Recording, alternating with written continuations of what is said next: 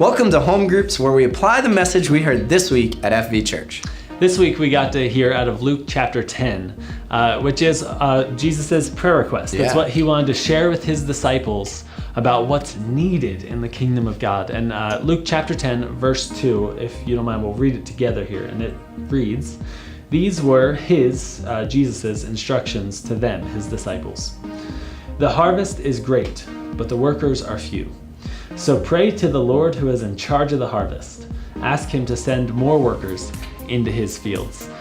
The harvest is great. I think as Christians, we can start to neglect that idea. We think that, America's so secularized and people are so against faith and Christianity, and we say other people's no for them. We assume they don't want to know about Jesus. We assume they don't need what Jesus is offering. But the truth is, every person on this earth has a God-shaped hole in their heart. That was just such a cheesy way to say it, but it was what came in my head. But it's true. Every person on earth really does have a God-shaped hole in them that only God can fill because he created us. He knows what we were made for. That's right.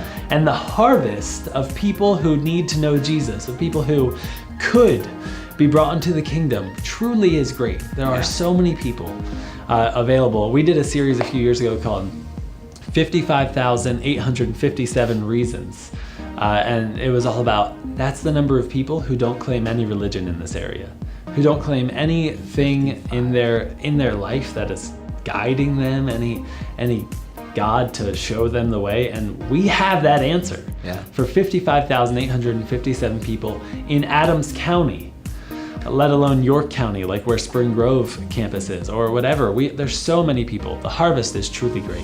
And because of that, that harvest being ripe and ready and available to us, Jesus says, pray to the Lord of the harvest that he would send workers. Yeah. And I see two truths here. One, are you being a worker?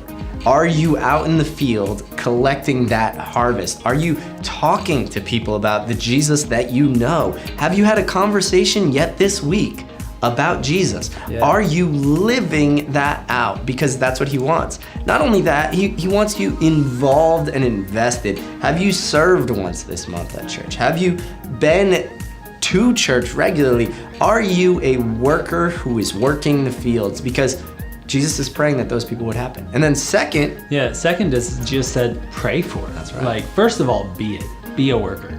But second of all, pray for workers. This is Jesus. This is the all-powerful God here on earth in the flesh saying, pray for workers. Pray that God would send more people to bring that great harvest into the storehouse. It's such a powerful thing when God himself tells you what to pray for. That's true. And this is it. This is our chance. So tonight in your groups, first of all, talk about if you're working, if you are a part of a ministry, if you're doing outside the walls stuff with us sometimes or whatever, but also pray together. Yeah, recognize your harvest field. Are you recognizing every opportunity available to you? Yeah. Work, service, things like that.